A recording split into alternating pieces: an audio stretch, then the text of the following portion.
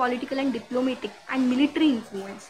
EU का इस तरीके से भी प्रभाव है economically, politically, diplomatically and militarily.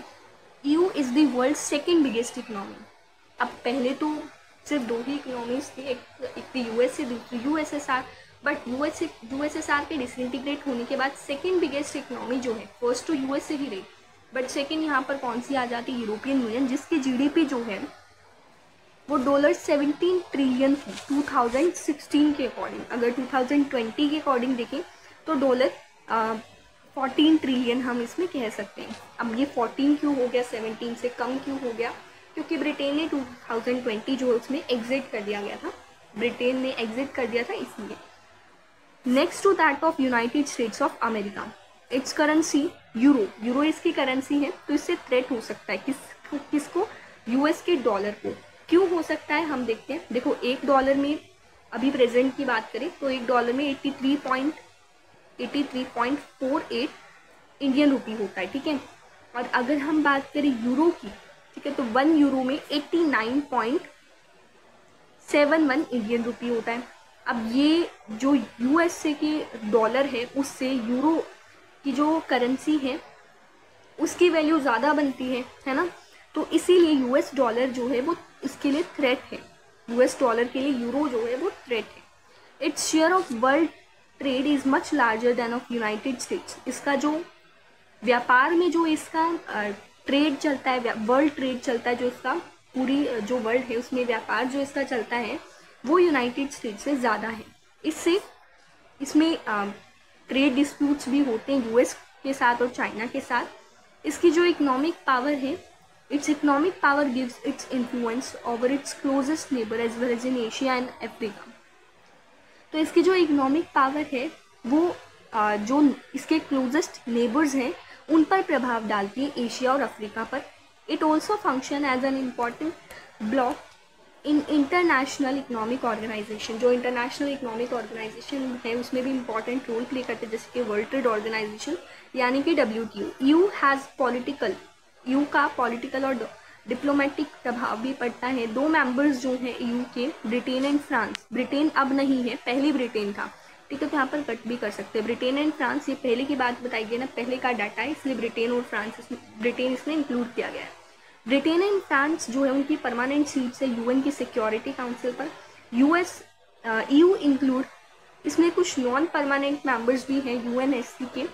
इससे जो ईयू है वो अपना जो प्रभाव है वो यूएस की पॉलिसीज पर भी डालता है, जैसे कि करंट यूएस की पोजीशन पर डालता है और ऑन ईरान न्यूक्लियर प्रोग्राम। इसका जो डिप्लोमेसी का यूज़ है, डिप्लोमेसी, इकोनॉमिक इन्वेस्टमेंट, इन पर जो ये यूज़ करता है, नेगोशिएशंस जो हैं, रादर देन कॉर्शन एंड मिलिट्री, यानी कि ये अपना ज़्यादातर जो यूज़ है वो कहाँ पर करता है, इकोनॉमिक इन्वेस्टमेंट में करता है। ज़्यादातर ये मिलिट्री फोर्स जो है उसमें इतना ज़्यादा जो यूज़ है वो नहीं करता है, जैसे कि चाइना के केस में है। चाइना जो है वो ह्यूमन राइट्स और एनवायरमेंटल डिग्रेडेशन पर ज़्यादा फोकस करता है। मिलिट्रीली देखें तो EU's combined arm forces are the second largest in the world. EU की जो arm forces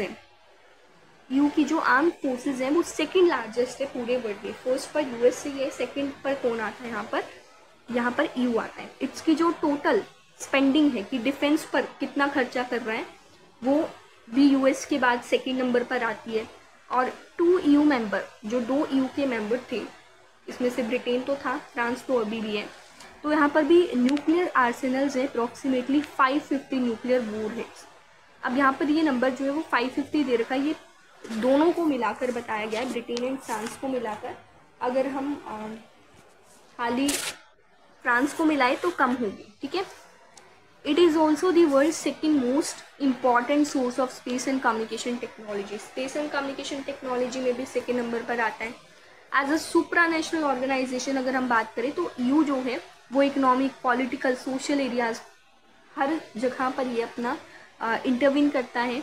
but in many areas its member states have their own foreign relation. लेकिन काफ़ी सारे एरियाज में इसकी जो मेंबर स्टेट्स हैं, इसके अंदर ही, ईयू के अंदर ही जो स्टेट्स हैं, मेंबर स्टेट्स, उनकी खुद के फॉरेन रिलेशंस हैं, डिफेंस पॉलिसीज हैं, ठीक है। दस ब्रिटेन प्राइम मिनिस्टर, ब्रिटेन के प्राइम मिनिस्टर की बात हो रही है, टोनी ब्लेयर। ये अमेरिका के पार्टनर थे।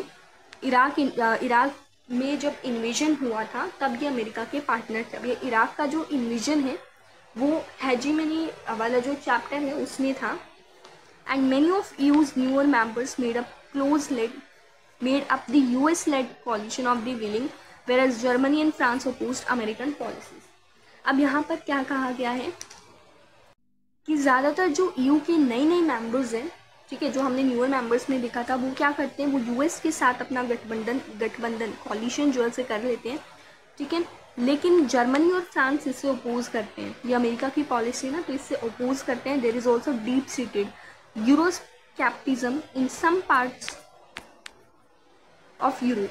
अब ये जो स्केप्टिज्म वर्ड है इसका मतलब क्या, इसका मतलब होता है डाउटफुल। तो यहाँ पर एक डाउटफुल चीज़ ये भी रहती है कुछ यूरोप के कुछ पार्ट्स में कि यूरो की जो इंटीग्रेशनिस्ट एजेंडा है, इंटीग्रेट रहने का एजेंडा है, उस पर कई बार डाउट्स भी उठते हैं।